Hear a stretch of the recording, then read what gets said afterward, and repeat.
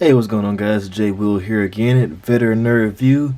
Getting ready to give you guys another Marvel Legends review on the Marvel Legends Age of Apocalypse Cyclops. Not a bad figure, but I definitely feel like could have been done better as far as articulation wise. He looks pretty good though. Definitely gives off a very much 80s kind of vibe. But yeah, as usual, let's go ahead and get started here. Get him off his stand. Gonna take a quick look at the packaging, and then we're gonna take a look at some comparisons, and then we're gonna take a look at the figure.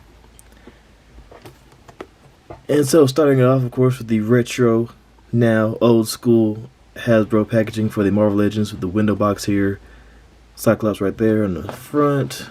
Got some artwork on the side. Same artwork on the other side. Blown up artwork on the back. It's a little bit of a read up right there. You want to read it? Go ahead and pause it now. Alright, that's of course the wave right there that he comes in. Everybody need to collect to build the Colossus for this wave. But other than that, not much going on with the packaging, so let's go ahead and get started. Do some quick comparisons here. First off, I'm going to give him a comparison with the rest of his wave mates from wave 2 that I've already opened and looked at or reviewed for you guys. We have the Age of Apocalypse Sabretooth right there. The Age of Apocalypse Magneto, Age of Apocalypse Shadowcat, Age of Apocalypse Iceman, and the Age of Apocalypse Legion. So not a bad looking set overall, pretty decent as far as the whole comic book accuracy thing. They all look pretty good together. So, no complaints as far as aesthetic. Bring these guys back out.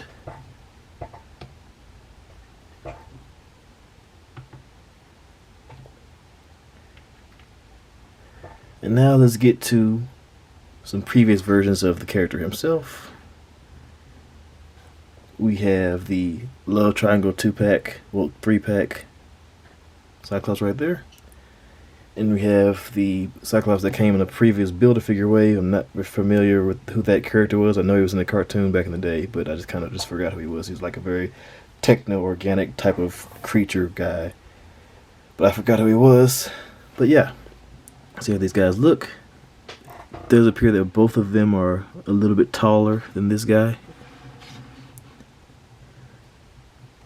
Yeah, if he's hunched over a little bit, yeah, just make him stand up maybe.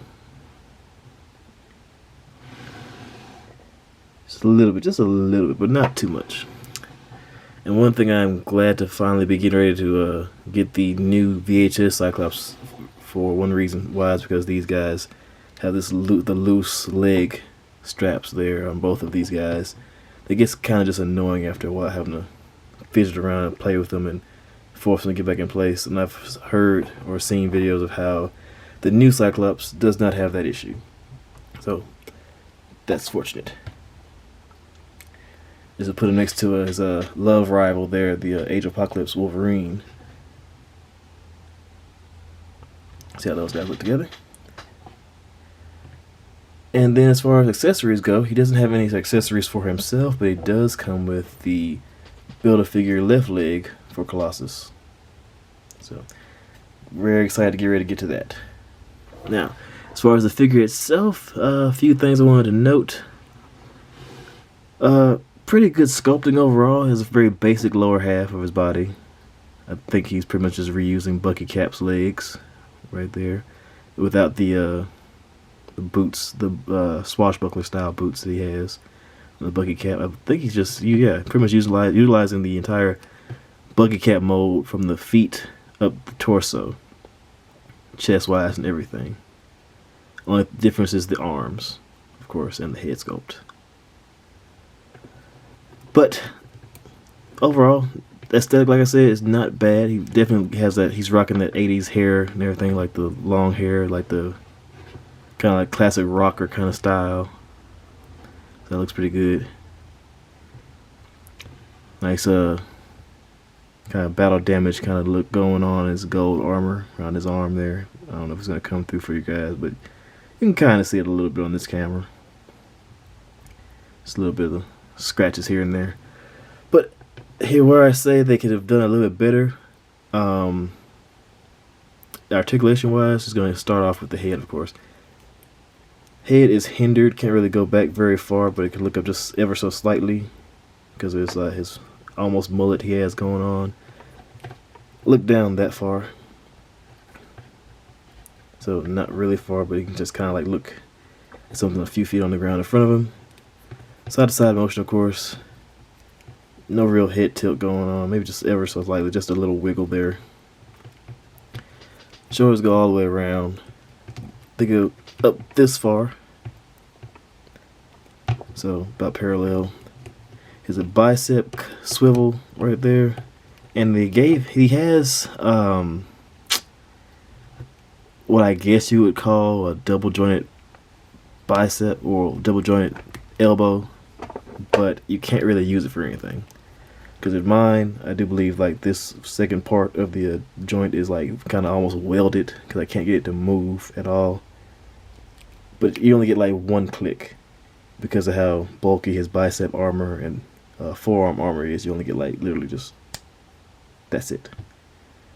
So yeah, you don't get a full 90 degrees or anything like that. But yeah, he just been doing too many arm days. And he's just got such huge like 30-inch biceps almost. I'm just kidding. It's not 30 inches. It's more like maybe like 19 inches or so. But yeah, on the other side, he does have the double joint elbow as well, but you get like maybe about 2 clicks, depending on how you finagle it around. Maybe like 3 clicks. But yeah, not much going on for the arms. That's why I said they could have done a little bit better with that. They could have made his arm maybe a little bit longer. The joint right here, maybe with the shin guards. I mean, forearm guards look a little bit shorter or something like that. I don't know. But they could have done a little better. So, wrist swivel with up and down motion, but of course the up motion is hindered by the plate on the back of his hand and the forearm guard there again still. So yeah, very much hindered overall on the arms. But he has an ab crunch that goes back that far. Nice. Then he has the same crunch that allows him to go forward this far, so he gets a good range of motion as far as the abs go. He has a waist cut. Legs kick out very far. I think he's just kind of like stuck on the other side, this side right here, but oops, almost popped his leg off just now.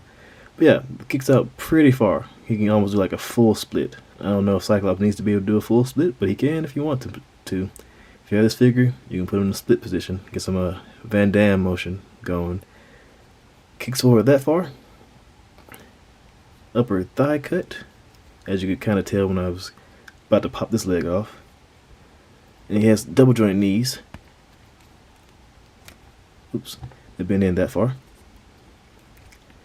He has a boot cut.